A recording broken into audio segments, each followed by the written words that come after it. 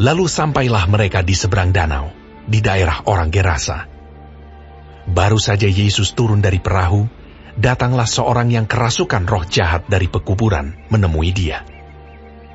Orang itu diam di sana, dan tidak ada seorang pun lagi yang sanggup mengikatnya, sekalipun dengan rantai, karena sudah sering ia dibelenggu dan dirantai, tetapi rantainya diputuskannya, dan belenggunya dimusnahkannya, sehingga tidak ada seorang pun yang cukup kuat untuk menjinakkannya.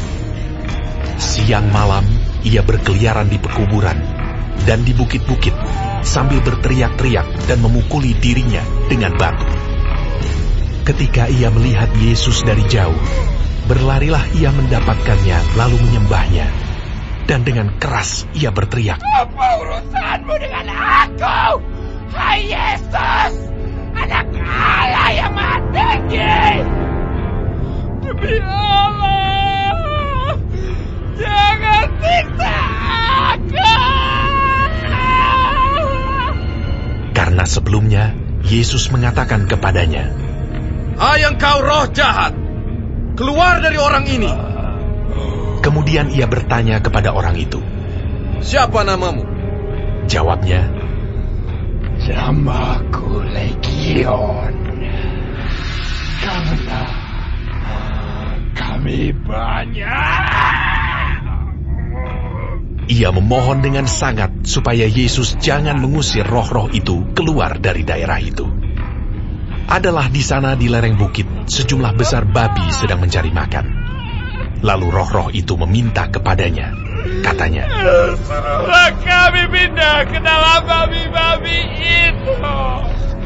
Biarkanlah kami memasukinya." Yesus mengabulkan permintaan mereka. Lalu keluarlah roh-roh jahat itu dan memasuki babi-babi itu.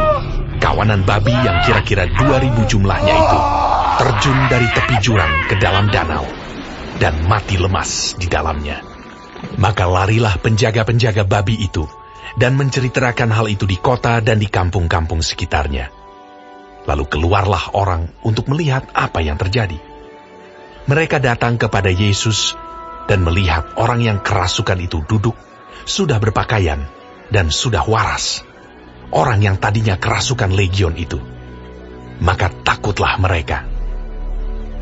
Orang-orang yang telah melihat sendiri hal itu menceritakan kepada mereka tentang apa yang telah terjadi atas orang yang kerasukan setan itu dan tentang babi-babi itu. Lalu mereka mendesak Yesus supaya ia meninggalkan daerah mereka. Pada waktu Yesus naik lagi ke dalam perahu, orang yang tadinya kerasukan setan itu meminta supaya ia diperkenankan menyertai dia.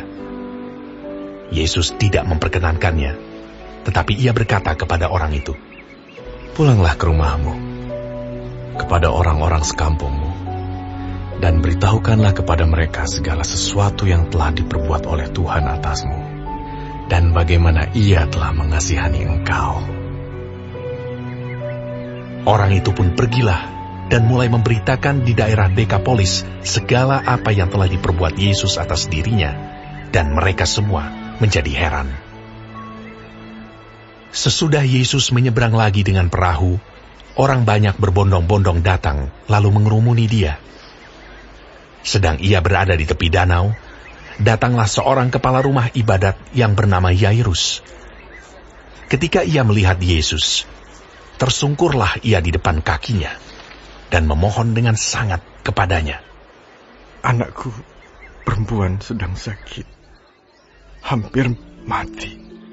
Datanglah kiranya dan letakkanlah tanganmu atasnya, supaya ia selamat dan tetap hidup." Lalu pergilah Yesus dengan orang itu. Orang banyak berbondong-bondong mengikuti dia dan berdesak-desakan di dekatnya. Adalah di situ seorang perempuan yang sudah 12 tahun lamanya menderita pendarahan. Ia telah berulang-ulang diobati oleh berbagai tabib, sehingga telah dihabiskannya semua yang ada padanya. Namun sama sekali tidak ada faedahnya. Malah sebaliknya, keadaannya makin memburuk. Dia sudah mendengar berita-berita tentang Yesus, maka di tengah-tengah orang banyak itu, ia mendekati Yesus dari belakang, dan menjamah jubahnya. Sebab katanya, asal ku jamah saja jubahnya, aku akan sembuh. seketika itu juga berhentilah pendarahannya, dan ia merasa bahwa badannya sudah sembuh dari penyakitnya. Pada ketika itu juga Yesus mengetahui bahwa ada tenaga yang keluar dari dirinya. Lalu ia berpaling di tengah orang banyak dan bertanya, Siapa yang menjamah jubahku? Murid-muridnya menjawab, Engkau melihat bagaimana orang-orang ini berdesak-desakan dekatmu, dan engkau bertanya siapa yang menjamah aku. Lalu ia memandang sekelilingnya untuk melihat siapa yang telah melakukan hal itu. Perempuan itu yang menjadi takut dan gemetar ketika mengetahui apa yang telah terjadi atas dirinya, tampil dan tersungkur di depan Yesus, dan dengan tulus memberitahukan segala sesuatu kepadanya.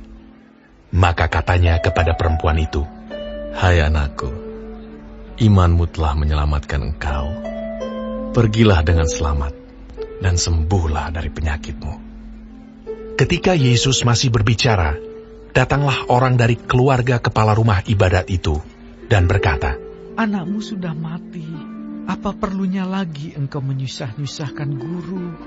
Tetapi Yesus tidak menghiraukan perkataan mereka, dan berkata kepada kepala rumah ibadat, Jangan takut, percaya saja. Lalu Yesus tidak memperbolehkan seorang pun ikut serta, kecuali Petrus, Yakobus, dan Yohanes, saudara Yakobus. Mereka tiba di rumah kepala rumah ibadat, dan di sana dilihatnya orang-orang ribut, menangis, dan meratap dengan suara nyaring. Sesudah ia masuk, ia berkata kepada orang-orang itu, Mengapa kamu ribut dan menangis? Anak ini tidak mati, tetapi tidur. Tetapi mereka menertawakan dia. Maka diusirnya semua orang itu. Lalu dibawanya ayah dan ibu anak itu, dan mereka yang bersama-sama dengan dia, masuk ke kamar anak itu. Lalu dipegangnya tangan anak itu. Katanya, Talita kum, yang berarti, Hai anak, aku berkata kepadamu, bangunlah. seketika itu juga anak itu bangkit berdiri dan berjalan, sebab umurnya sudah 12 tahun. Semua orang yang hadir sangat takjub. Dengan sangat ia berpesan kepada mereka, supaya jangan seorang pun mengetahui hal itu. Lalu ia menyuruh mereka memberi anak itu makan.